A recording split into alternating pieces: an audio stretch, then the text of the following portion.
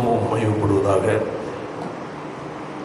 கடந்த நாட்டிலிருந்து பொதுவாகவே ஆவிக்குரிய சர்வாயுத வர்க்கம் என்ற நிலையில் சில காரியங்களை பார்த்து கொண்டிருக்கிறோம். ஸ்தோத்திரம். இன்றைய நாளிலே பொதுவாகவே விசுவாசம் என்னும் கேடு, அதாவது அந்த எபேசியருக்கு இருந்திருக்கும் 6வது அதிகாரத்தில் 16வது வசனத்தை வாசிக்க பார்க்கலாம். எபேசியர் 6:16. பொல்லாங்கன் எய்யும் அக்கினி அஸ்திரங்களை எல்லாம் அவித்து போடத்தக்கதாய் எல்லாவற்றுக்கும் மேலாக விசுவாசம் என்னும் கேடகத்தை பிடித்து கொண்டவர்களாயும் இல்லைங்கள். அல்லேலூயா. விசுவாசத்திற்கு கொடுக்கப்பட்டிருக்கிற பெயர் கேடயம். Price the Lord. கேடகம் என்று சொல்லப்பட்டிருக்கிறது. கேடகம். Praise the Lord. பொதுவாகவே இந்த வாள் சண்டை பழைய காலங்களில் அதிகமாக இந்த வாள் சண்டை நடக்கும். யுத்தத்துக்கு போகும்போது வாள் கொண்டு போவார்கள், பட்டயம். அதை எதிரி தாக்குகிற அந்த பட்டயம் அது இவர்கள் மேலே படாமல் தடுக்கிறது தான் அந்த கேடகம். அது ஒரு அதிகமாக அதாவது சில அதிரடிப்படைகள் நாம் பார்த்திருப்போம். சில கலவரங்கள் நடக்கிற இடங்களில் அதிரடிப்படைகளை கொண்டு இறக்குவார்கள். அவருடைய கையில் அந்த கேடகம் இருக்கும். ஸ்தோத்திரம். அது எதற்காக என்றால் அவர்களை இப்போ உள்ளது முன்ன உள்ள அந்த பட்டையை எடுத்து வாள் எடுத்து அந்த இது சண்டை பண்ணுகிறவர்களிடத்தில் இருப்பது ரவுண்டு வடிவத்தில் இருக்கும். சிலது நீள ரவுண்டாக இருக்கும். ஸ்தோத்திரம். இந்த அதிரடிப்படைகள் வைத்திருப்பது நீண்ட ரவுண்டாக இருக்கும். அப்படி என்றால் அது எதிரிகள் அவர்கள் கல்லெடுத்து அடிக்கும் போது அவர்கள் மேலே படாதபடி முழுவதும் மறைக்கிறதற்காக பல தாக்குதல்கள் வரும். ஸ்தோத்திரம். அதை அவர்கள் தடுத்து எதிரியை வீழ்த்துவதற்காக பயன்படுத்துவது. Price the Lord. தங்களுக்கு ஒரு பாதுகாவல் கொடுப்பது. எதிரியினுடைய பட்டயம் தன்மேல் தாக்காதபடி தடுப்பதற்குரியதான ஒரு காரியம்தான் அந்த கேடகம். Praise the Lord. அதை எதற்கு ஓமிக்கப்பட்டு? விசுவாசத்திற்கு ஓமிக்கப்பட்டிருக்கிறது. அல்லேலூயா. விசுவாசம் என்னும் அருமையான ஒரு கர்த்தருடைய வார்த்தை. அதாவது பொல்லாங்கன் எய்யும் அக்கினி அஸ்திரங்களை எல்லாம் என்று சொல்லப்பட்டிருக்கிறது. பொல்லாங்கன் எய்யும் என்ன அஸ்திரம்? அக்கினி அஸ்திரம். பாருங்கள், எவ்வளவு ஒரு கொடூரமான ஒரு தாக்குதல் சத்துரு தாக்குகிறார். அல்லேலூயா. அக்கினி அஸ்திரங்கள். அப்போ நம்மை முற்றிலுமாய் அழிப்பதற்காக அவன் ஏவி விடுகிறதான அஸ்திரங்களாக அக்கினி அஸ்திரம். நாம் இல்லாமல் போக, அல்லேலூயா, இல்லாமல் போகிற அளவில் சத்துரு செயல்படுகிறார். அதுதான் பொல்லாங்க நீயும் அக்கினி அஸ்திரங்களை எல்லாம் என்ன செய்ய? அவித்து போடும். அதை ஒன்றுமில்லாமல் பண்ணுவதற்கு எல்லாவற்றுக்கும் மேலாக விசுவாசம் என்ன கேடகம் என்று சொல்லப்பட்டிருக்கு. ஆமென். அப்போ இதுல வேறு சில காரியங்கள் உண்டு. தற்போது நான் அந்த ஏரியாவில் போகல. பேசலாம். இந்த கேடகத்தை குறித்து நான் சில காரியங்கள். விசுவாசம். அப்போ ஒரு தேவனுடைய பிள்ளைகளுக்கு விசுவாசம் தான் மிக முக்கியம். எபிரேயர்ல 10வது அதிகாரத்தில் 38ஆம் வசனம் இப்படி சொல்கிற வாசிப்போமாக. விசுவாசத்தினாலே நீதிமான் நினைச்சுவான பிழைப்பான். அப்போ நமக்கு ஒரு வெற்றிகரமான வாழ்க்கைக்கு பயன்படுவது எதுதான்? விசுவாசம். அல்லேலூயா. அங்குதான் பார்த்தோம், சத்துரு பொல்லாங்கன் எய்கிற அக்கினி அஸ்திரங்களை அவித்து போடுது. அதனுடைய வல்லமைகளை, அதனுடைய எல்லா காரியங்களையும் அழித்து ஒன்றுமில்லாமல் பண்ணுவது நம்முடைய விசுவாசம். அப்போ ஒரு பாருங்கள், அதாவது சீசருடைய வாழ்க்கையிலும் கூட சில நேரங்களில் அவர்கள் பயந்தார்கள். பாருங்க, போட்டில் போய் கொண்டிருக்கும், படகுல போய் கொண்டிருக்கிறார்கள். இயேசுவும் உட்கார்ந்து இருக்கிறார். பயங்கரமான காற்று மோது அடிக்கிறது, கடல் கொந்தளிக்கிறது. அந்த நேரத்தில் அவர்கள் அலறுகிறார்கள், பேசுகிறார்கள், ஐயோ என்று கதறார்கள். ஆண்டவரே நாங்கள் மடிந்து போகிறோம் பாருங்க. ஆண்டவரே அங்கே இருக்கிறார். அல்லேலூயா. ஆண்டவரே அங்கே இருக்கிறார். அப்பவும் அங்கே இருக்கிறாங்க, நாங்கள் மடிந்து போடுகிறோம். ஒரு சுயநலம் போல் இருக்கு பாருங்க. நம்ம தலைவரே எங்கே இருக்கிறாரு? படகுல இருக்கிறாரு. அவரை நம்ம அமர்ந்தா கட்டாயம் அவரை அமர்ந்தான் ஆகணும் பேசலாம். அப்போ அவர் இருக்கும்போது நமக்கு பயம் இல்லை, அந்த விசுவாசம் இல்லை. அல்லேலூயா. ஆண்டவர் எழுந்து ஆற்றையும் கடலை அதட்டி விட்டு பேசலாம் என்ன சொன்னாரு? விசுவாசம் இல்லாத நோக்கி உங்கள் விசுவாசம் எங்கே என்று கேட்கிறார். அல்லேலூயா. அப்போ அந்த எதிராக போராடுவது எங்களை மூழ்கடிக்க முடியாது. நாங்கள் இதில் அழிந்து போக மாட்டோம். எங்கள் ஆண்டவர் எங்களோடு கூட இருக்கிறார். ஆமென். எந்த விசுவாசம் இல்லை. அவர்களுக்குள் ஏற்பட வேண்டிய ஒரு விசுவாசம் என்னவென்றால் எங்கள் இயேசு எங்களோடு கூட இருக்கிறார். ஆமென். அப்படி என்றால் இந்த காற்றோ கடல் கொந்தளிப்போ எங்களை என்ன செய்ய முடியாது, அமிழ்த்தி போட முடியாது. அதான் ஆண்டுகிறது. உங்கள் விசுவாசம் எங்கே என்று கேட்கிறார். அல்லேலூயா. அப்போ ஒரு தேவனுடைய பிள்ளைக்கு தேவை விசுவாசம். நம்முடைய வாழ்க்கையை இல்லாமல் பண்ணுவதற்காய், தேவனை விட்டு பிரிப்பதற்காய் சத்துரு கொண்டு போடுகிறதான ஒரு ஆயுதம் தான் அவிசுவாசம். அவிசுவாசம், பயம். இப்போ சீசர்கள் சில இடங்கள்ல பயந்து அலர்னார்கள், பயந்தார்கள் சொல்லப்பட்டு அந்த பதிலாக சொல்லப்பட்டிருக்கும். பயந்து அலறாங்க, ஐயோ நாங்கள் மடிந்து போறோமே என்று. அல்லேலூயா. அப்பா சொல்றாங்க, உங்க விசுவாசம் எங்க? என்ன மடிந்து போற சொல்றீங்க? நான் உங்களோடு கூட இருக்கிறேனே. அல்லேலூயா.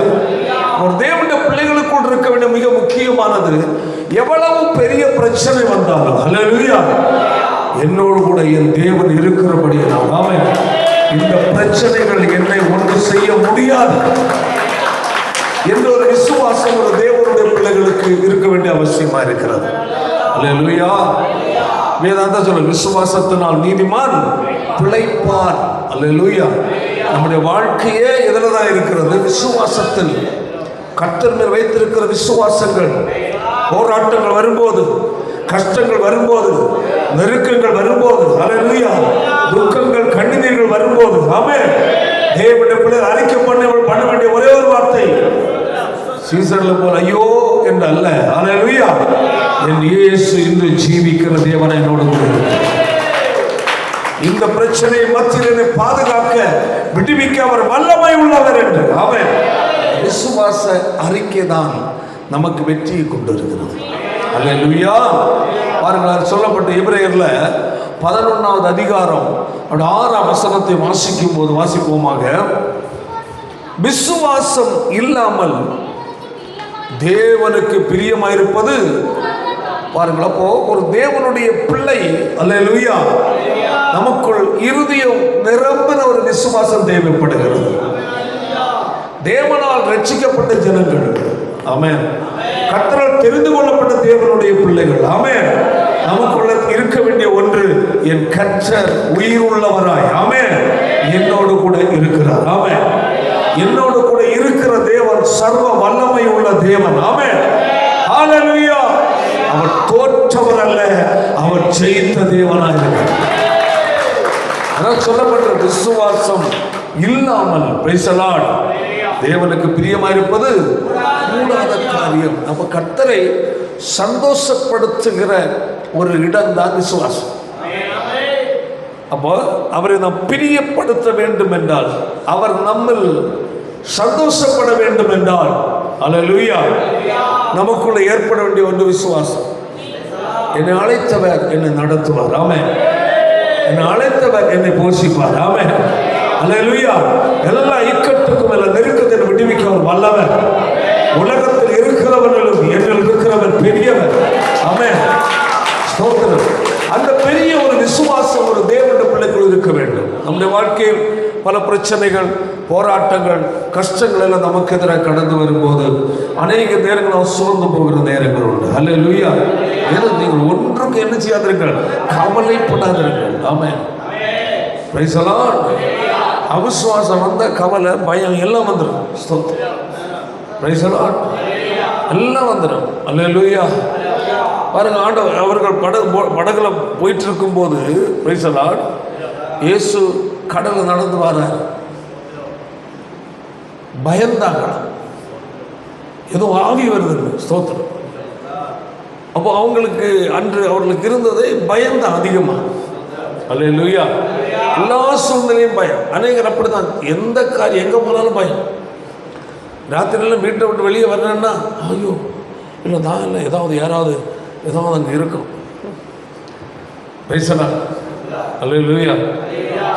சின்ன குழந்தைகளாக இருக்கும், பயங்கள் இருக்கும் இருட்டை பார்த்தா. ஆனால் வளர்ந்தவங்களுக்கு என்ன வந்துடுது? பயம்.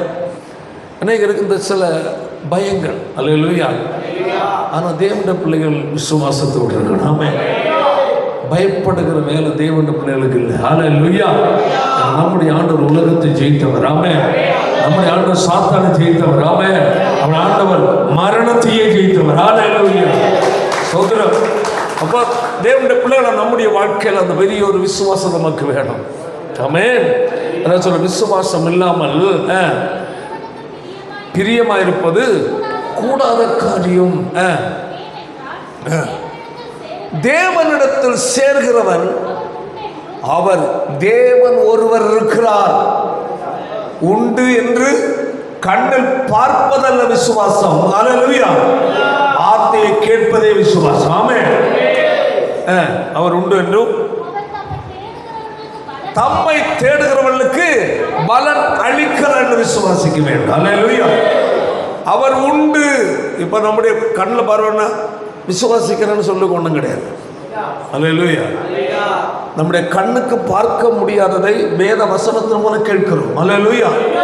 அதோட 11:1 வாசிக்க பார்ப்போம். நல்லா புரிந்து கொள்ள, விசுவாசமானது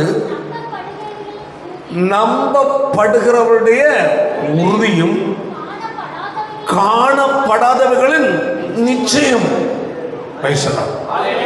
அல்லேலூயா. அப்போ நம்பப்படுகிறவருடைய உறுதி கண்ணுக்கு என்ன செய்யப்படலை? காணல. ஆனால் நான் என்ன செய்கிறேன்?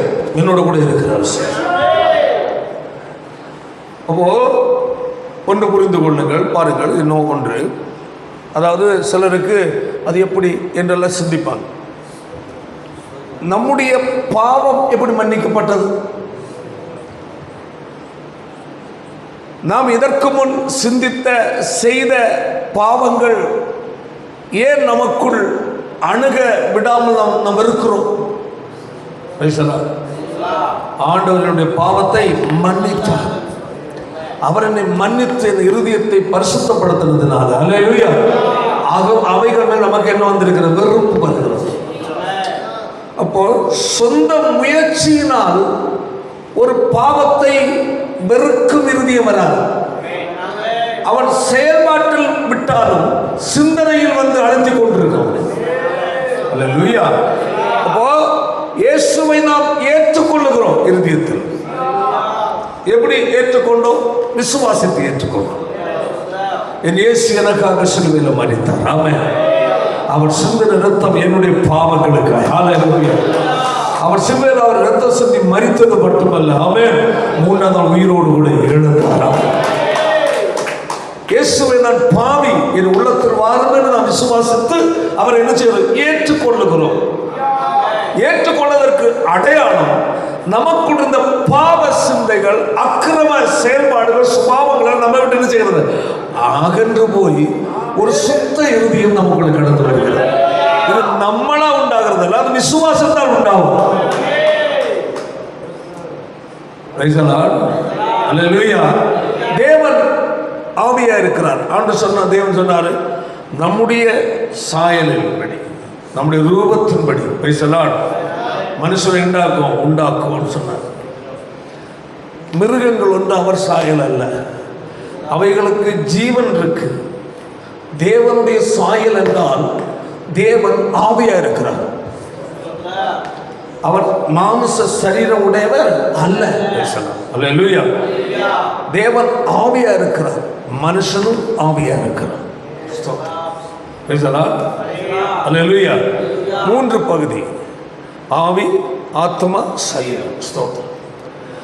ஆவி ஆத்மாவுக்கு பாதுகாவலுக்காக மனுஷன் வாழ்வதற்கு கொடுக்கப்பட்டது அந்த சரீரம். அப்போ ஆவியாய் இருக்கிற தேவனை பேசினால் நாம் விசுவாசித்து எங்கே ஏற்றுக்கொள்கிறோம்? நம்முடைய ஆவியில் ஏற்றுக்கொள்கிறோம். மனுஷனுடைய ஆவி பேசினால் சுயமாய் மாமிசிகமான காரியத்தை தூண்டி செயல்படுத்த வைக்கிறது. பேசினால் அல்லேலூயா.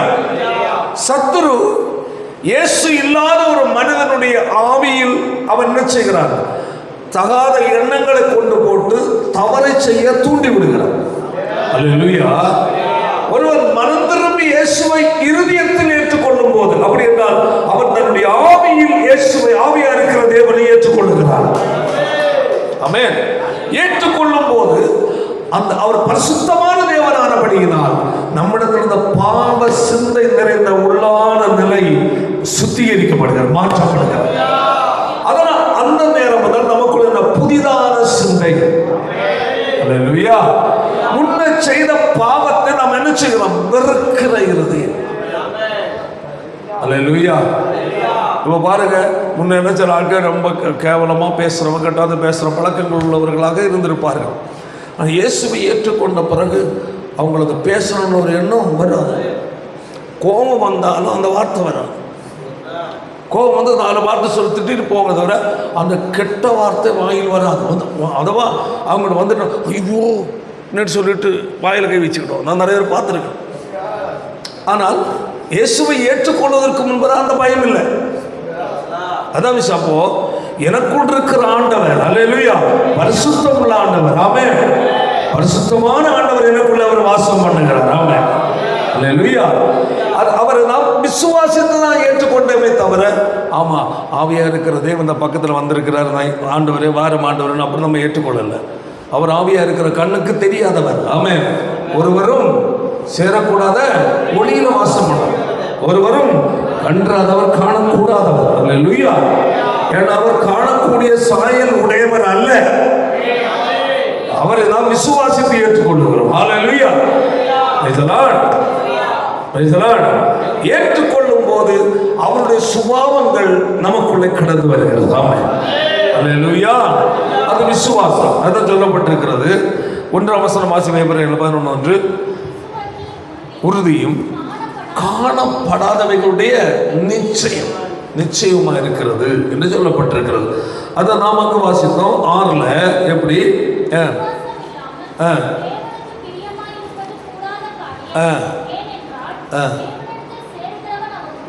அவர் உண்டு. அப்ப அவர் எனக்குள்ளே வாசமாக இருக்கிறார். அல்லேலூயா. நீங்கள் தேவனுடைய ஆலயம், தேவனுடைய ஆவி உங்களில் வாசமாக இருக்கிறார். அப்படி என்ற அவர் எனக்குள்ளே வாசமாக இருக்கிறார். விசுவாசம். அல்லேலூயா. அப்ப தேவன் என்னில் வாசமா இருக்கிறார். நீங்கள் தேவனுடைய ஆலயம், தேவனுடைய ஆவி உங்களில் வாசமா இருக்கிறார். அல்லேலூயா. Praise the Lord. அந்த அப்போ அப்படி எனக்குள் வாசமா இருக்கிறார் என்று நாம் என்ன செய்கிறோம்? விசுவாசிக்கிறோம். ஆமென். அதனுடைய காரியங்கள். தேவன் உண்டு என்றும் தம்மை தேடுகிறவர்களுக்கு பலன் அளிக்கிறார். ஆமென். அல்லேலூயா. நான் ஆண்டவரோடு உறவாடுகிறேன், நான் அவரை ஆராதிக்கிறேன், அவரை நான் சேவிக்கிறேன். ஆமென். அவர் என்னுடைய பரம தகப்பன். ஆமென். அல்லேலூயா. இந்த விசுவாசத்தோடு அவரை தேடுகிறவர்களுக்கு அல்லேலூயா சத்தமா சொல்லுவோம். கர்த்தர் என்ன அளிக்கிறார்? பலன் அளிக்கிறார். தேவனை சேவிப்பது வீணல்ல. அல்லேலூயா. நான் அவரை சேவிப்பதனால், நான் ஜெபிப்பதனால், அல்லேலூயா, என்னுடைய எல்லா காரியத்தையும் தேவன் போதுமானவராக இருக்கிறார். அல்லேலூயா. என் வாழ்க்கையில் அற்புதத்தை செய்ய அவர் வல்லமை உள்ள தேவனாக இருக்கிறார். நம்முடைய பாவங்களை மன்னித்து ஒரு சுத்த இருதயத்தை தந்து நம்மை ஒரு புதிய மனுஷனாய் மாற்ற முடியும் என்றால், அல்லேலூயா, மட்டுமல்ல உடனடியாக நமக்குள் ஒரு சிந்தை வந்து விடுகிறது, பரலோகத்தை குறித்த ஒரு நாட்டம் வந்து விடுகிறது. அப்ப இயேசுவை மனம் திரும்பி இயேசுவை உண்மையாக ஏற்றுக்கொண்டு பாவ மன்னிப்பை பெற்றுக்கொண்ட ஒரு தேவனுடைய பிள்ளைகளுக்குள் ஆட்டோமேட்டிக்காக வருகிற ஒரு சிந்தை, நான் இந்த பூமிக்குரியவன் அல்ல, எனக்காக ஆண்டவர் ராஜ்யத்தை ஆயத்தப்படுத்தி வைக்கிறார். அந்த பரலோகத்தை குறித்த ஒரு தெளிவான நம்பிக்கை உண்மையாய் மறுபடியும் பிறந்த தேவனுடைய பிள்ளைகளுக்குள்ளதான் இருக்கும். ஆமென். சும்மா சர்ச்சைக்கு வந்தவங்களுக்கு இருக்காது. அல்லேலூயா. அப்போ சும்மா சர்ச்சைக்கு வந்துட்டு போறவங்களுக்கு இருக்காது. மறுபடியும் பிறந்தவர்களுக்கு தான் அந்த சிந்தை இருக்கு. ஒரு நபருக்கு பரலோகத்தை குறித்த ஒரு சிந்தை, அந்த எதிர்பார்ப்பு, என் ஆண்டவர் ஒரு நாள் வருவார், அவர் எனக்காக ஒரு ராஜ்யத்தை அவர் ஆயத்தப்படுத்த போயிருக்கிறார், இந்த பூமியில கண்ணை மூடினாலும் அல்லேலூயா நான் கண் திறக்கப்படுகிற ஒரு இடம் உண்டு என்றுள்ளதான அந்த பெரிய ஒரு எதிர்பார்ப்பு சந்தோஷம் யாருக்கு இருக்கும் என்றால் மறுபடியும் பிறந்தவர்களுக்கு தான். புரியுதா இல்லையா? அல்லேலூயா அல்லேலூயா. சும்மா சர்ச்சைக்கு வந்தாங்க போனாங்க என்றாலே அவர்களுக்கு அந்த நம்பிக்கை வராது. காரணம் உள்ள என்ன செய்யல, மறுபடியும் பிறந்தல் ஏற்படவில்லை, மாற்றம் ஏற்படவில்லை. உள்ள ஏற்படுகிற மாற்றம் தான் அந்த எதிர்பார்ப்பை நமக்குள்ள வைக்கும். அல்லேலூயா. அப்போ அந்த எதிர்பார்ப்பு உள்ளவர்கள் தான் போராட்டங்கள், சோதனைகள், கஷ்டங்கள் வந்தாலும் கர்த்தரோடு என்ன செய்ய மாட்டாங்க, விலகி போக மாட்டாங்க. அல்லேலூயா. சத்தமா அல்லேலூயா சொல்லுவோம். அதாவது எவ்வளவு நெருக்கம் பிரச்சனை வந்தாலும் போராட்டம் வந்தாலும் ஆண்டவரை ஒரு நபர் பற்றிக்கொள்ள காரணம் என்னவென்றால் அல்லேலூயா அந்த மனுஷனுடைய பெயர் எங்க எழுதப்பட்டிருக்கு, பரலோகத்தில் ஜீவ புஸ்தகம் எழுதப்பட்டிருக்கு. மறுபடியும் பிறந்தவன். அல்லேலூயா. அவன் மறுபடியும் பிறந்தவன் ஆனதனால் அவன் பெயர் எங்க எழுதப்பட்டிருக்கு, பரலோகத்தில் ஜீவ புஸ்தகம் எழுதப்பட்டிருக்கிறது. அந்த ஜீவபுஸ்தகம் பெயர் எழுதப்பட்டதனால் அவன் உள்ளான நாட்டமும் எதிர்பார்ப்பும் எல்லாம் எது, உலகத்தில் என்ன செய்தாலும் எங்க இருந்தாலும் என்ன வேலை செய்தாலும் அது மேல் ஆசை போகாது, அங்கதான் எதிர்பார்ப்பு இருந்து கொண்டு. ஆமென். அந்த மறுபடியும் பிறந்த அனுபவம் இல்லாத நபர்கள் ஒரு சந்தர்ப்பவாதியா வாழ்ந்துட்டு இருப்பாங்க. அதான் பிரச்சனை வந்தா உடனே பேக் அடிச்சிடும். குடும்பத்தில் பிரச்சனை, யாராவது சொந்த பந்துக்கள் இருக்கிறாங்க, உனக்கு சொத்து தர மாட்டேன், அது தர மாட்டேன், இது தர மாட்டேன்னு ஓவராக டார்ச்சர் பண்ணுறாங்கன்னா சொத்துக்காக இயேசுவை விட்டுருவோம். ஆனால் உண்மையாக மறுபடியும் பிறந்தவன் எனக்கு சொத்து வேண்டாம், எனக்கு இயேசு போதும், மறுபடியும் பிறந்த கையை வைத்தாலே இயேசு. காரணம் இது அழிந்து போகிற சொத்து, அழியாத ஒரு ராஜ்யம் எனக்கு தேவனாக ஏற்படுது. தேவனுடைய பிள்ளைகள் இதில் இருந்தால் நீங்கள் எப்படி இருக்கிறீங்க புரிந்து கொள்ள முடியும். சொல்ற புரியுது இல்லையா? அதாவது நீங்கள் மறுபடியும் பிறந்தது உண்மை என்றால் உங்களுக்கு எதிராய் எவ்வளவு பெரிய பிரச்சனை வந்தாலும் இயேசுவை நீங்கள் என்ன செய்ய மாட்டீங்க, மறுதளிக்க மாட்டீங்க. ஏன்னா இரத்த சாட்சியாக அநேக அப்போஸ்தலர்களும் பரிசுத்தவான்களும் தாங்கள் மரித்தாலும் பரவாயில்லை எங்களுக்கு இயேசு போதுமென்று நிற்க காரணமே அவர்களுக்கு என்ன ஏற்பட்டு மறுபடியும் பிறந்த அனுபவம். மறுபடியும் பிறக்கிற மனுஷன் தான் தேவனுடைய ராஜ்யத்துக்கு போவோம். ஆமென். அவனை நிக்கதேவ பார்த்தபடியே சொன்னார். யோவான்ல 3வது அதிகாரத்துக்கு பார்க்கலாம். அவனுடைய 2-3 வசனங்கள் வாசிங்கள்.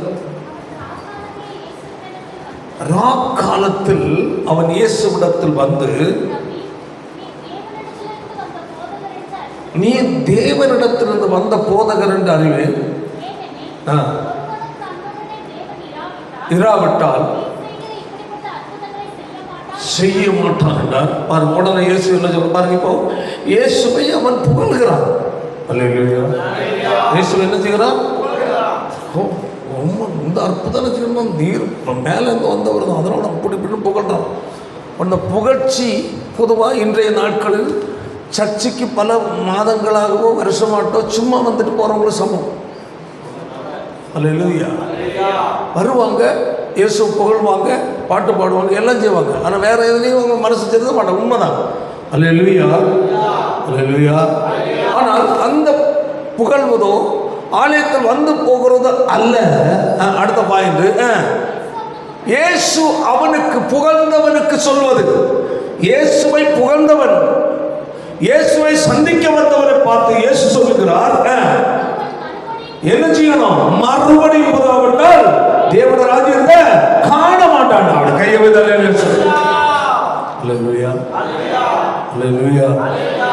பாருங்க, அந்த மறுபடியும் பிறத்தல். அதில் அதனுடைய 4 வசனம் சொல்லுங்க, வாசிப்போம். மாமிசத்தில் பிறப்பது, மாமிசத்தினால் பிறப்பது இருக்கும், ஆவியினால் பிறப்பது ஆவியால். அப்போ மாமிசத்தில் பிறந்திருக்கிறோம், அல்லேலூயா. ஆனால் தேவனுடைய ராஜ்யத்தில் பிரவேசிக்கணும், அல்லேலூயா. எதுல பிறந்திருக்கணும்? ஆவியில். அப்போ ஆவியில் பிறப்பது என்றாலே அந்த இடம் சொல்லப்பட்டிருப்பது உள்ளான இருதயத்துக்குள் ஒரு உண்மையான மனம் திரும்புதலுக்கு பேர் தான் அந்த மறுபடி பிறத்தல். அந்த மறுபடி பிறத்தல் ஏற்படுகிற மனுஷனுக்கு தான் பரலோக ராஜ்யத்தை குறித்த நம்பிக்கை வந்துவிடும். ஆமென். அந்த நம்பிக்கை வந்ததனால்தான் போராட்டங்கள் பிரச்சனைகள் வந்தாலும் விலக மாட்டான். அவனுக்கு தெரியும், இயேசுவை விட்டா நம்ம போய் சேர்ற இடம் எங்க? அக்னியும் கந்தகம். அல்லேலூயா. அந்த எதிர்பார்ப்பின் சிந்தை, உலகத்தில் எனக்கு மரணம் வரையிலே, கடைசி மூச்சு வரையிலையும் எனக்கு இயேசு. எவ்வளவு பெரிய பிரச்சனை வந்தாலும் கிறிஸ்துவுக்காக நான் சகிக்கதான் ஆயத்தம். அல்லேலூயா. என்ன இழப்பு ஏற்பட்டாலும் என் இயேசுவை நான் நினைச்ச மாட்டேன், விட்டவே மாட்டேன்.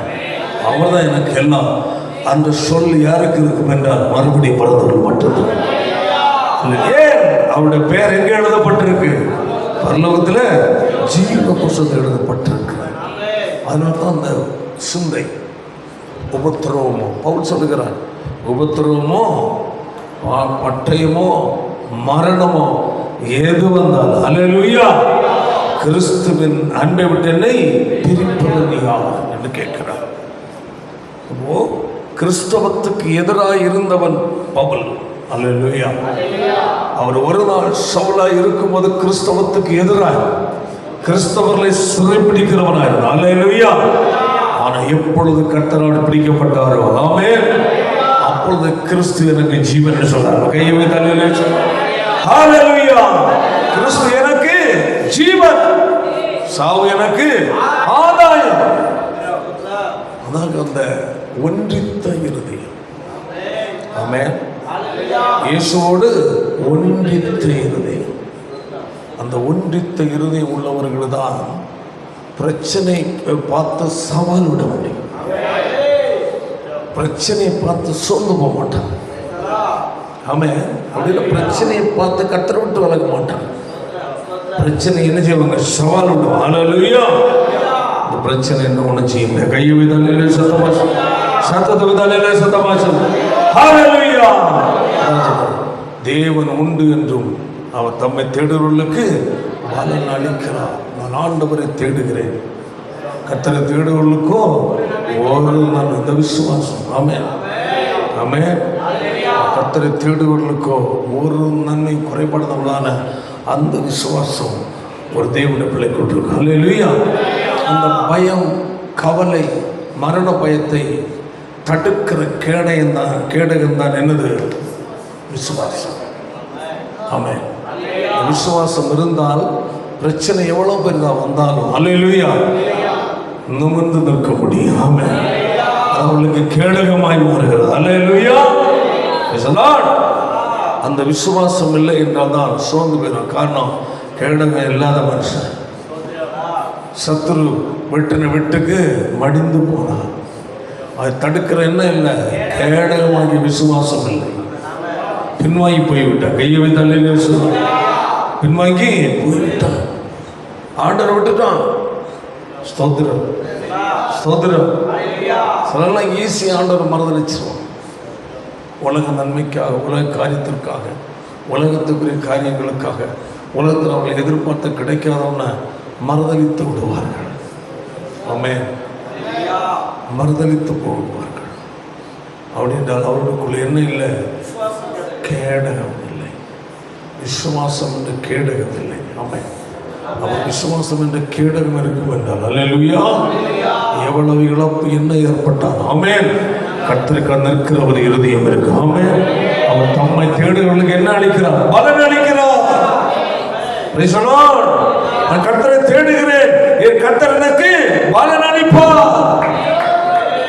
என் வாழ்க்கையில கர்த்தர் அற்புதத்தை செய்வார். ஆமென், ஆமென். தற்போது ஒருவேளை தோல்வி போல் தோன்றலாம், தற்போது நடக்காத ஒரு சம்பவம் போல் தோன்றலாம், ஆனால் நான் விசுவாசிக்கிற தேவன் ஹல்லேலூயா என் வாழ்க்கையில் அற்புதத்தை செய்ய வல்லமை உள்ளவராக இருக்கிறார். அதான் பவுல் சொல்லுகிறார், நான் விசுவாசிப்போர் இன்னார் என்று அறிவேன். ஆமென், ஆமென். நான் விசுவாசிப்போர் இன்னார் என்று அறிவேன். ஹல்லேலூயா. என் வாழ்க்கையில ஜெயத்தை கொடுக்க அவர் வல்லமை உள்ள தேவனாக இருக்கிறார். என் வாழ்க்கை அற்புதத்தை செய்ய அவர் வல்லமை உள்ள தேவனாக இருக்கிறார். விசுவாசமாகிய கேடகத்தை ஒரு தேவனுடைய பிள்ளை சோதித்து பாருங்கள். ஆமென். உங்கள் வாழ்க்கையில தோல்வி பிரச்சனை வரும்ப மனம் தளர்ந்து போறீங்களா? விசுவாசத்தை அனல் மூட்டி எழுப்புங்க. ஹல்லேலூயா. எவ்வளவு உலகமே எதிராய் நின்றாலும் உண்மையான மறுபடியும் பிறத்தலை பெற்ற ஒரு தேவனுடைய பிள்ளை ஹல்லேலூயா பின்னாக கால் எடுக்க மாட்டான். ஆமென், ஆமென். எனக்கு எதிராக என்ன சென்று வந்தாலும் ஹல்லேலூயா, என்ன நேர்ந்தாலும் ஆமென், என் மீட்பர் உயிரோடு இருக்கிறார். யோபு சொல்கிற என் மீட்பர் உயிரோடு இருக்கிறார். ஹல்லேலூயா. அவர் செத்து போன தேவன் அல்ல, அவர் உயிரோடு இருக்கிற தேவனா இருக்கிறார். யோபு சொல்லுகிறார், வாசிப்பான் வசனத்தை, என் மீட்பர் உயிரோடு இருக்கிறார் என்றும் அவர் கடைசி நாளில் பூமியில் நிற்பான் என்றும் நான் அறிந்திருக்கிறேன். ஹல்லேலூயா. மீட்பர் உயிரோடு இருக்கிறார் என்றும் கடைசி நாளில் பூமியில் நிற்பார் என்றும் நான் அறிந்திருக்கிறேன். அடுத்த வசனம், இந்த தோல் முதலானவைகள் அழுகி போன பின்பும் மாமிசத்தில் இருந்து தேவனை பார்ப்பேன். ஹல்லேலூயா. கையெழுதலில் நல்ல சொல். அப்போ யோபுக்குள் இருந்ததான அந்த விசுவாசம் எவ்வளவு உடம்பெல்லாம் சீல் பிடிச்சிருக்கு. துர்நாற்றம் எடுத்திருக்கிறது. எல்லாருக்கும் கையில் தள்ளிவிட்டார்கள், சொந்த மனைவி தள்ளிவிட்டார். ஹல்லேலூயா. அந்த நேரத்தில் அவன் அறிக்கை பண்ணுகிறான், ஆமென், யார் என்னை தள்ளிவிட, யார் என்னை கைவிட்டாலும் கூட ஹல்லேலூயா என் மீட்பர் உயிரோடு இருக்கிறார். தேவனுடைய பிள்ளை கொண்டிருக்கிற பெரிய விசுவாசம் இதுதான். இதுதான் உனக்கு கேடகம். எவ்வளவு பெரிய பிரச்சனை வந்தாலும் இந்த கேடகத்தை நீ பயன்படுத்து. ஹல்லேலூயா. மீட்பர் உயிரோடு இருக்கிறார். ஆமென். அவர் செத்து போனவர் அல்ல. ஹல்லேலூயா. கடைசி நாள் எங்க நிற்பார்? பூமி மேல் நிற்பார். தோல் முதலாய் அழுகி போனாலும் ஹல்லேலூயா மாமிசத்திலிருந்து நான் அவரை பார்ப்பேன், என் சொந்த கண்ணால பார்ப்பேன். ஹல்லேலூயா.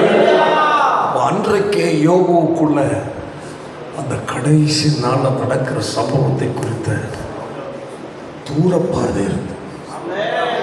ஆமென். யோபுவின் புத்தகப்படி ரொம்ப அருமையா இருக்கு.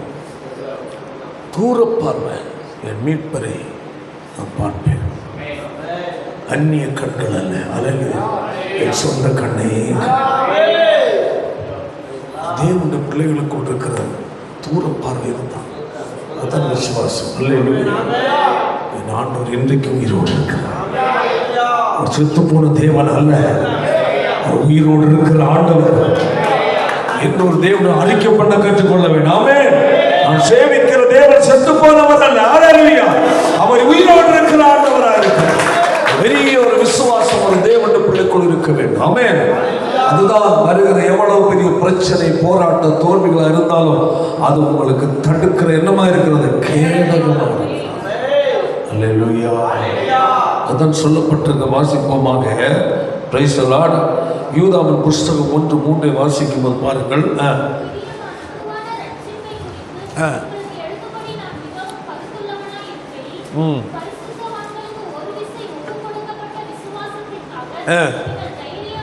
போராட வேண்டும். ஹல்லேலூயா.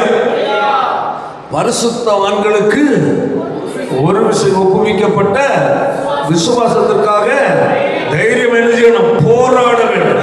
ஏன்னா அந்த விசுவாசத்தை அழிப்பதற்காக, ஆமென், விசுவாசத்தை உங்களை பின்னிறுப்புவதற்காக, ஆமென், சத்துரு பரதனைகளோ உபாய தந்திரமான செயல்களை கொண்டு வருவார். ஹல்லேலூயா. அவைகள் மாத்திரம் நீங்கள் போராடம் ஜெயிக்க வேண்டியது இருக்கிறது. ஹல்லேலூயா. அதான் சொல்லப்பட்டது பாருங்கள். ஸ்தோத்திரம். கொலோசியர்ல பார்க்கும் 2வது அதிகாரம் 7ஆம் வசனத்தை வாசிகள் பார்க்கலாம். விசுவாசத்தில் என்னப்பட்டு உறுதிப்பட்டு ஸ்தோத்திரத்தோடு அதில் என்ன செய்யணுமா? பெருகணுமா. அல்லேலூயா, அல்லேலூயா. விசுவாசம் என்ன செய்யணுமா? உறுதிப்படணும். ஸ்ட்ராங், உறுதிப்பட்டு அடுத்து என்ன செய்யணுமா? ஸ்தோத்திரத்தோடு அதில் பெருகணும். அப்போ நெகட்டிவான காரியத்தை சிந்திக்க கூடாது. தோல்வியை குறித்து என்ன செய்யக்கூடாது? சிந்திக்க கூடாது. இழப்பா அதை சரி செய்கிறவர் என்னோடு கூட இருக்கிறார். பிரச்சனையா அதை மாற்றுகிறவர் என்னோடு கூட இருக்கிறார். ஹல்லேலூயா. கண்ணீரா அதை மாற்றி போடுகிறவர் என்னோடு கூட இருக்கிறார். தேவனுடைய பிள்ளைக்கு வர வேண்டிய அறிக்கை அதுதான், தோல்வியின் அறிக்கை அல்ல. ஐயோ பிரச்சனையா, நீ என்ன செய்யறது, இப்படி ஆகி போச்சு, அப்படி ஆகி போச்சு, ஐயோ முடிஞ்சு போச்சு, அவ்வளோதான் அவ்வளோதான் அவ்வளோதான் அவ்வளோதான் முடிஞ்சு, அவ்வளோதான் முடிஞ்சு, எல்லாம் அவ்வளோதான். நம்மளே கணக்கு போட்டுருவோம், முடிஞ்சிச்சு அவ்வளோதான், குழி தோண்டு போச்சு, அப்படியா கதை அல்ல. அல்லேலூயா. Praise the Lord. மரித்து அடக்கம் பண்ணப்பட்டதை உயிரோடு எழுப்பின ஆண்டவர் என்னுடைய வாழ்க்கையில் செயலிட்டு இருக்கிறவர்களை செயல்படுத்த அவருக்கு வல்லமை இருக்கிறது. அதான் விசுவாசமாகிய கேடகம். ஆமென். ஒன்றும் இல்லையா? கவலைப்பட்ட ஆமென். எல்லாம் செய்கிறவர் என்கிட்ட இருக்கிறார். அதான் அந்த உண்மை. அதான் நம்ம அதை வாசித்தோம். விசுவாசம் இல்லாமல் தேவனுக்கு பிரியமா இருப்பது கூடாத காரியம். அவர் உண்டு, என் தேவன் இருக்கிறார். தேவனிடத்தில் சேர்கிறார். அவர் தேவன் இருக்கிறார். எங்க இருக்கிறார்? எனக்குள்ள இருக்கிறார். ஆமென். அவர் என்னோடு இருக்கிறார், நான் உயிரோடு இருக்கிறேன். ஹல்லேலூயா. அவர் என்னோடு கூட இருக்கிறது என் பாவத்தை மன்னித்தார். ஆமென். அவர் என்னோடு கூட இருக்கிறது என்னை பரிசுத்தப்படுத்தினார். ஆமென். ஒரு உண்டென்றும் தம்மை அவரை நான் தேடுகிறவன். கையை தலையில சொல்லும், நான் கர்த்தரை என்ன செய்கிறவன்? தேடுகிறவன். அல்லேலூயா. அதனால் கட்டா எனக்கு அவர் பலன் அளிப்பார். கையை தட்டி கர்த்தரை மையம். நான் தேவனை தேடுகிறேனே, நான் அவரை ஆராதிக்கிறேனே, அதிகாலை ஜெபிக்கிறேனே, அப்படி என் தேவன் எனக்கு பலன் அளிப்பார். என் வாக்கு அற்புதத்தை செய்வோம். தேவன் அவரை செயல்படாமல் தடுப்பதே நம்முடைய அவிசுவாசம். ஆமென். பாருங்க, லாசரு அடக்கம் பண்ணப்பட்டு 4 நாள் ஆச்சு. அல்லேலூயா. எல்லாம் அவங்க ஆறுதல் கூட்டம், சோத்திர கூட்டம் எல்லாம் முடிச்சுட்டு எல்லாரும் சரி என்ன செய்யறது, முடிஞ்சு போச்சுன்னுட்டு நான் துக்கத்தில் வந்த சொந்தக்காரங்க, வீட்டுக்காரங்க, ஜாதிக்காரங்க எல்லாம் வந்து உட்காந்துட்டு இருக்கிறாங்க. எல்லாம் முடிஞ்ச பிறகு இயேசு வரார். ஸ்தோத்திரம். வரும்போதே சொல்லியிருப்பாங்க, நேற்று வந்துட்டு சோத்திர கூட்டம் நேற்று தான் பண்ணாங்க, நீர் அதெல்லாம் முடிஞ்சவரை எதுக்கு ஏன் வர்ற, இவருக்கு அது ஒரு வேலையை போச்சு. அல்லேலூயா. அவங்க உடம்பு காயலமாக இருக்கும்போது தகவல் கொடுத்தோம். அப்போ வந்திருந்தா கட்டாயம் அவனை என்ன பண்ணியிருக்கான்? குணமாக்கி இருக்கிறான். கையை தொட்டிருந்தாலே குணம் இருப்பான். காய்ச்சல் தானே, ஏதோ உடம்பு சரியில்லை. சரி, செத்த அன்னைக்காவது தகவல் கொடுத்தோம். அன்னைக்கு வந்திருந்தாலாவது ஏதோ ஒன்று நம்பலாம். ஆனால் அடக்கம் பண்ணுறதால இப்போ எதிர்பார்த்தோம். அதுக்கு மேல் வச்சா நாரி போவோம். நாங்கள் ஒன்று என்ன பண்ணிட்டோம்? அடக்கம் பண்ணிட்டோம். எப்போ வந்திருக்கிறாரு? 4 நாள் கழிச்சு. நம்ப முடியுமா? மனுஷனுக்கு நம்ப முடியுமாங்க? முடியாது. அல்லேலூயா. அவனை எங்கே வச்சிங்கன்னு கேட்குறாரு. இந்த பாரு, சரி கல்லறையாவது பார்த்துட்டு போவோம். கல்லறைக்கு முன்னாடி நின்றுட்டு அதை ஒரு ஜெபம் பண்ணிட்டு போவோம். சில கல்லறைக்கு ஜெபம் பண்ணுறவங்க கல்லறைக்கு முன்னாடி போய் நின்று ஜெபம் பண்ணுவாங்களே. சோத்திரம். அங்கே போய் ஜோம் பண்ண சரி அவர் அதுக்கு தான் போராடு போல் இருக்குன்னு இன்னைக்குள்ள மக்கள் நினைக்கிற மாதிரி. அப்போ ஆண்டவர் அங்கேயும் பார்த்தார். மரியாள் ஆள்றாப்படி, மார்த்தாள் ஆள்றாங்க, எல்லாம் வந்திருக்க ஜனங்கள் ஆள்றாங்க. இயேசுவும் அழுதுட்டார். ஸ்தோத்திரம் அல்லேலூயா. இயேசுவும் கொஞ்சம் பாவம், அவர் கூட எவ்வளோ துக்கப்பட்டு ஆள்றாரு. ஸோ அவ்வளோ அன்பு வச்சுருக்கிறார். இயேசுவே ஆள்றார். இல்லாட்டி அவங்க கொஞ்சம் கூட ஆளுதாங்க. அப்போ இயேசு அடுத்து சொல்கிறார், கல்லை புரட்டு. எப்படி இருக்கு? அப்போ தான் அந்த யூதர்கள் எல்லாம் நினச்சிருப்பாங்க, அவ்வளோ அன்பா நாரிப்போன சடலத்தையே பார்க்குற அளவில் அன்பா என்ன நினச்சிருப்பாங்க. அவங்க அவனை உயிரோடு எழுப்புறானுக்கு நம்பல. அல்லேலூயா. கல்லை புரட்டுங்க.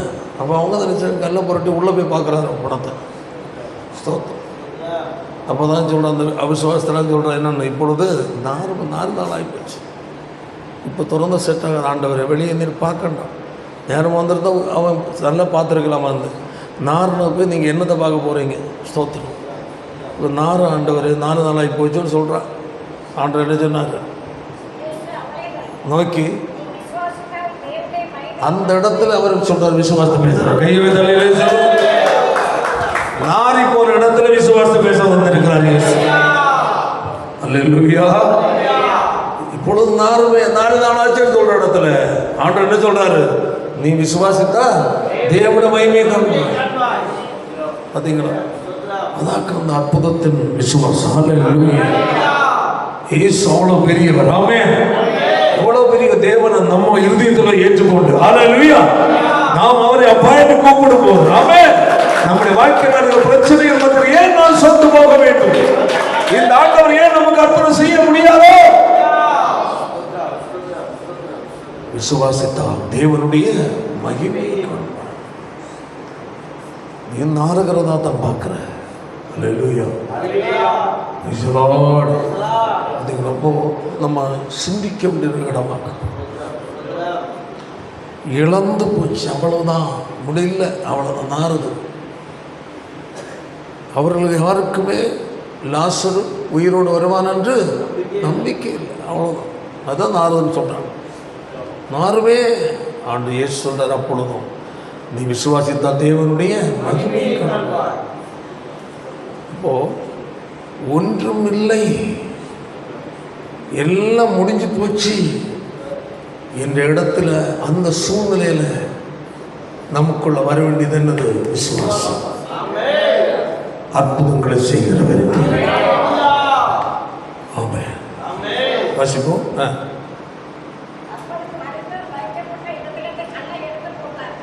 இப்பொழுது நீ விசுவாசத்தை தேவனுடைய மகிமையை காண்பாய். நான் எனக்கு சொல்லவில்லையா என்றால் அந்த வார்த்தை இப்போதான் கல்லை எடுக்கிறான். எடுக்கும்போதே மூக்க பிடிச்சிருப்பாங்க. அல்லேலூயா. அந்த நினைக்கிற கல்லை தள்ள போகும்போதே அந்த சொந்தக்காரங்க பந்தக்காரங்க நினைச்சு மூக்க பிடிச்சிட்டு தூரத்தில் போய் நின்றுருப்பான். அப்புறம் இன்னும் இயேசு சொல்லிட்டார கல்லை நினைச்சு கொண்டே இருக்கு, உருட்டு கொண்டே இருக்கு. வாசிப்போம். ம் ம்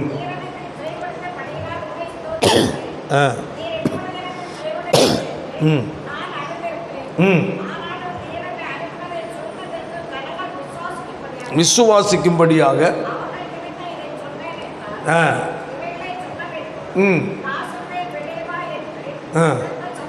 லாசருவே வெளியே வா என்றார். அல்லேலூயா. மரித்தவன் உயிரோடு எழுந்து வெளியே வந்தார். அப்போ இவ்வளவு பெரிய அற்புதத்தை இயேசுவால் செய்ய முடியும் என்றால், ஆமென், அந்த இயேசுதான் நமக்கு நம்மோடு இருக்கிறார். அந்த இயேசுதான் என்னோடு கூட இருக்கிறார் என்பதுதான் என்னது? விசுவாசம். இவ்வளவு பெரிய அற்புதத்தை செய்ய வல்லமை உள்ள தேவன் தான் என்னோடு கூட இருக்கிறார். அவர் என்னுடைய பிரச்சனையை அற்புதம் செய்ய அவர் வல்லமை உள்ள தேவன். பிரச்சனையை மாற்ற அவருக்கு முடியும். ஆமென். அப்ப நாம் இன்னும் நமக்குள்ள என்ன தேவைப்படுது? விசுவாசம். அதான் சொல்லப்பட்டிருக்கு. அல்லேலூயா. கைகளுக்கு தலையில சத்தமா சொல்லுங்க. தீத்துவின் புஸ்தகத்தில் 1வது அதிகாரம் 14 வசனத்தை வாசிப்போமாக. விசுவாசத்திலே எப்படி உள்ளவர்களாய்? ஆரோக்கியம் உள்ளவர்களாய். அல்லேலூயா. விசுவாசத்தில் எப்படி மாறணுமா? ஆரோக்கியம், பலவான்கள். அந்த உள்ளான விசுவாசத்தில் ஆரோக்கியம் இருந்தாதான் பிரச்சனை மத்தியில் நாம் பயப்பட மாட்டோம். ஹல்லேலூயா. போராட்ட மத்தியில் பயம் வராது. ஆமென். என் இயேசு உயிரோடு இருக்கிறார், அவரால் இதை செய்ய முடியும். அந்த ஆரோக்கியமான விசுவாசம், ஹல்லேலூயா. அந்த ஆரோக்கியமான விசுவாசம் தோல்வியை குறித்து என்ன செய்யாது? சிந்திக்க. ஆரோக்கியமான ஒரு விசுவாசம் உள்ள ஒரு தேவனுடைய பிள்ளை தோல்வியை குறித்து துவண்டு போக மாட்டான், அதை குறித்து சிந்திக்க மாட்டான். அல்லேலூயா. என்னப்பா இப்படி ஒரு பெரிய பிரச்சனை? அதான் இதெல்லாம் ஒன்றும் இல்லைங்க, என் ஆண்டவர் உயிரோடு இருக்கிறார். நான் சொல்ல வேண்டிய ஒரே ஒரு வார்த்தை தான். அல்லேலூயா. அற்புதத்தின் தேவன், என் தேவன் உயிரோடு இருக்கிறார். அவர் இதை செய்ய அவர் வல்லமை உள்ள தேவன். எவ்வளோ ஆச்சரியமான ஒரு காரியம். ஸ்தோத்திரம். அல்லேலூயா. அதான் விஷயம். இதுதான் ஒரு தேவனுடைய பிள்ளைகளை நமக்குள் இருக்க வேண்டிய ஒரு நிறைவான விசுவாசம். அல்லேலூயா. விசுவாசம் நல்ல போராட்டத்தை, ஓட்டத்தை, விசுவாசத்தை, நல்ல போராட்டம். ஓட்டத்தை முடிக்கிறது வரை என்னது? விசுவாசத்தை காத்துக்கொண்டார். பவுல் சொல்றார், தேவனுடைய பிள்ளைகள் நமக்குள் நாம் தேவன் மேல் கொண்டிருக்கிற விசுவாசத்தில் எப்படி இருக்கணும்? ஆரோக்கியம் உள்ளவர்களாக இருக்கணும். அதான் எபிரேயர்கள் நிருபத்தில் 12வது அதிகாரம் 1ஆம் வசனத்தை வாசிக்கும் போது, மேகம் போன்ற இத்தனை திரளான சாட்சிகள் நம்மை சூழ்ந்து கொண்டிருக்கு. அது எதை சொல்றாரு? எபிரேயர் 11வது அதிகாரம் பூரா விசுவாச வீரர்களுடைய பட்டியல். அல்லேலூயா. 11வது அதிகாரம் 1லிருந்து கடைசி வரை விசுவாச வீரருடைய பட்டியலை அடிக்கிட்டே போறாரு. 12:1 சொல்றாரு, மேகம் போன்ற இத்தனை சாட்சிகள் 11ஆம் அதிகாரத்தில் நம்மை சூழ்ந்து கொண்டிருக்கையில் பாரம், நம்மை விசுவாசத்தில் சோர்வு உண்டாக்குகிற பாரம், விசுவாசத்தில் தோய்மை கொண்டிருக்கிற பாரங்கள். அல்லேலூயா. விசுவாசத்தில் ஒரு தடுமாற்றத்தை கொண்டிருக்கிற பாரங்கள், பாரம் நம்ம என்ன செய்யும்? அழுத்தம். பாரம் நம்மை அழுத்தம். அதான் மேகம் போன்ற திருத்தலாம் சாட்சிகள் இருக்கு. பாரம் என்னது? அப்போ ஒரு ஓடுகிற ஒரு மனுஷன் சாதா ஓடும்போது வேகமாக ஓடுவான், வெயிட்டு கொண்டு ஓடும்போது வேகமாக ஓட முடியாது. ஒரு கருத்து, ஒரு வீடியோ போட்டோம், ஒரு ஓடுறான், சாதா ஓடுறான் ரொம்ப வேகமாக, அடுத்த 2 கையில் 2 வெயிட் வந்துருச்சு டக்குன்னு, அதோடு ஓடுறான், ஓட்ட ஸ்லோவாகுது. அடுத்தது கழுத்தில் ஒரு வெயிட்டு, அதை கொண்டு ஓடுறான். அடுத்த முதுகில் வெயிட்டு, கடைசியில் பார்த்தா மொத்தமாக உடம்பு பூரா என்னது? வெயிட்டு தடவை அப்படியே நின்றுட்டான். அப்போது சுமை ஏற்ற ஏற்ற வேகம் குறையும். சுமை எங்கே ஏற்றுவதல்ல, தலைக்கு மேலே ஏற்றுவதில்லை. எங்கே? இங்கே கொண்டு வர கவலை அது ஏற்பட்டு என்னது? பாரமான. நம்மை இருதயத்தின்குள் அழுத்துகிற பாரமாகிய கவலைகள். அல்லேலூயா. இருதயத்துக்குள் என்னது? சுமையாய் ஒரு பிரச்சனை, அடுத்த பிரச்சனை, இன்னும் பல பிரச்சனை, சுற்றி பார்த்தா பிரச்சனை. இந்த பிரச்சனை பூரா நம்மளை என்ன செய்யுது? அழுத்துது. சரீரத்தை அழுத்தல, எங்க இருதயத்தில் கவலை. அதுதான் கவலைப்படுறது. ஐயோ இந்த பிரச்சனை இருக்கு, அந்த பிரச்சனை இருக்கு, நான் என்ன செய்வேன், அப்படி மக்கள் ஒரே குழப்பம். அப்போ இப்போது என்ன செய்ய முடியாது, இது அழுத்துறத இருதயத்தில் அழுத்துவதற்கு இடம் கொடுத்ததுனால் என்ன செய்ய முடியாது, ஓட முடியாது. என்ன சொல்லப்பட்ட பாரமான யாவற்றையும் சுற்றி நெருக்கி என்ன நிற்கிது, பாவமும் நிற்கி. அழுத்துகிற பாரம், அடுத்தது நெருக்குகிற பாவம். நின்னா பாவத்தில் விழுந்துருவான். ஏன்? அநீதியை செய்ய வேண்டியவர், அநீதி பாவம். ஏமாற்ற வேண்டியவர், பொய் பேச வேண்டியவர். அல்லேலூயா. இந்த பாரம் அழுத்துகிறதுனால் முன்னோக்கி ஓடாமல் நின்று கொண்டான். நின்றதனால் தனக்கு வருகிற பிரச்சனைகள் மத்தியில் தப்புவிப்பதற்கு போய் பேசுறான். அது பாவம்.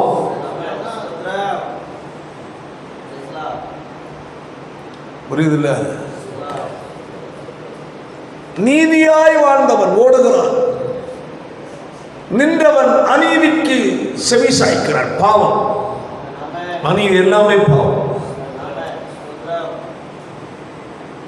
பாரம் அதிகப்பட்டதனால் கைக்கூலி வாங்குகிறது, பாவம். கடன் பாரம், தேவைகளுடைய பாரம், பண ஆசை ஆகிய பாரங்கள்.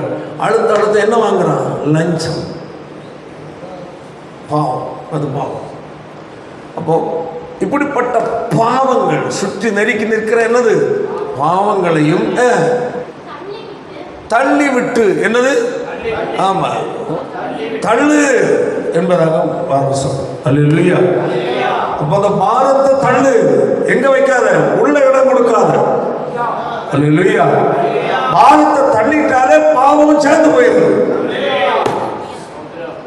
சொல்லிட்டு அடுத்தது விசுவாசத்தை துவக்குகிறவரும் முடிக்கிறவருமாய் இருக்கிற இயேசுவை நோக்கி சொல்லிவிட்டு அடுத்தது நியமித்திருக்கிற ஓட்டத்தில் எப்படி ஓடு, பொறுமையோடு ஓடு. அப்போ நம்முடைய விசுவாச வாழ்க்கையாகிய ஓட்டம் வெற்றிகரமாய் ஓடி முடிக்கணும். அல்லேலூயா.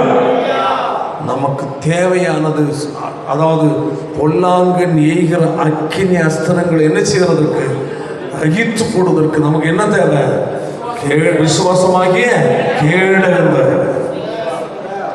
அப்போ எதற்குமே ஒரு தேவனுடைய பிள்ளை சோர்வுக்கோ பயத்துக்கோ சந்தேகத்துக்கோ அவிசுவாச சிந்தைகளுக்கோ இடம் கொடுக்காமல், அல்லேலூயா, விசுவாசத்தில் நமக்கு வெற்றி கொடுக்கிறார் இயேசுவை நோக்கி பார்க்க. என் ஆண்டவர் என்னோடு இருக்கிறார். அல்லேலூயா. லாசருவன் கல்லறை அருகில் நின்றவர். ஆமென். எல்லாரும் நாரி போனதாக பார்க்கும்போது அல்லேலூயா, ஒருவர் உயிரோடு எழுப்புகிறவராய் நின்று கொண்டிருக்கிறார். என்னுடைய வாழ்க்கையிலே அல்லேலூயா, எல்லாம் ஒன்றுமில்லாமல் இருந்தாலும் கூட உயிரோடு எழுப்புகிறவர் என் வாழ்க்கையில் இருக்கிறார். ஆமென். ஒன்றுமில்லாததை உருவாக்குகிறார்.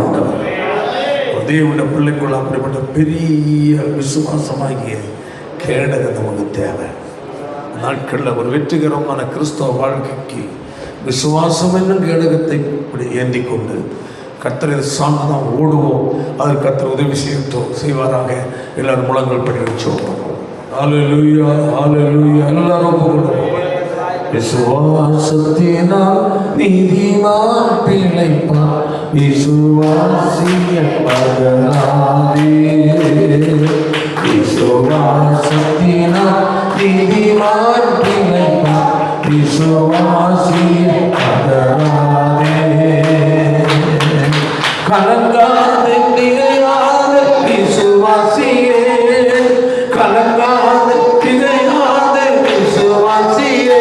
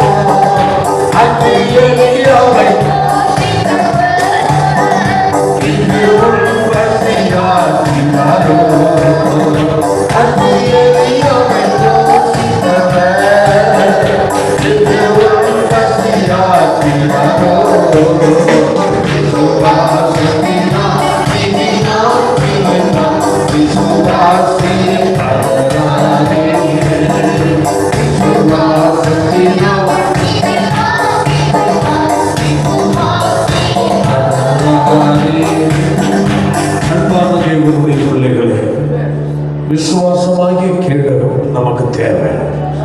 ஆமென். ஹல்லேலூயா, ஹல்லேலூயா. எவ்வளவு பெரிய பிரச்சனை, போராட்டங்கள், கஷ்டங்கள் நமக்கு எதிராக கடந்து வந்தாலும் கூட விசுவாசத்தோடு, ஆமென், என்னோடு கூட இருக்கிற தேவன் ஜீவனுள்ள தேவன், அந்த உலகத்தை ஜெயித்தவர், ஆமென், மரணத்தை ஜெயித்தவர், ஹல்லேலூயா, அந்த ஆண்டவர் என்னோடு கூட இருக்கிறார் என்ற விசுவாசத்தோடு முன்னோக்கி நாம் கடந்து செல்லும் போது கர்த்தர் நம்மை ஆசீர்வதிக்க வல்லமை உள்ள தேவனாக இருக்கிறார். ஆமென். glory Jesus. எல்லாரும் ஒப்பு கொடுப்போம். நல்ல பிதாவே, நல்ல வேலைக்காக நன்றி செலுத்துகிறோம். தர்மியான நாளில் நம்முடைய சமூகத்தை கடந்து வந்து மட்டுமாய் மோடு இருக்க கர்த்தர் உதவி செய்தபடினால் நமக்கு நன்றி செலுத்துகிறோம். ஹல்லேலூயா. விசுவாசம் கேடகமாக இருக்கிறது ஆண்டவர். சத்துருவானவன் எய்கிற அக்கினி அஸ்திரங்களை நாங்கள் எதிர்த்து நின்று, ஆமென், போராடி ஜெயிக்க, ஹல்லேலூயா, எங்களுக்கு தேவையான கேடகமாகிய விசுவாசம் எங்களுக்கு தேவை என்பதை வசனத்து மூலம் அறிந்து கொண்டோம். ஆண்டவரே, நாட்களுக்கு ஒவ்வொருவரும் விசுவாசத்தில் ஆரோக்கியம் உள்ளவர்களாய், ஆமென், பலவான்களாய் மாற கர்த்தர் உதவி செய்வீராக. ஒரு உள்ளங்கத்தில் இடைபெறுவீராக, ஆமென், பேசுவீராக, கிரிய செய்வீராக. ஆண்டவரே, சுரப்படுத்துவோம், நிலைநிறுத்தும், ஆசீர்வதி. இயேசுவின் மூலம் ஜெபிக்கிறோம் பிதாவே.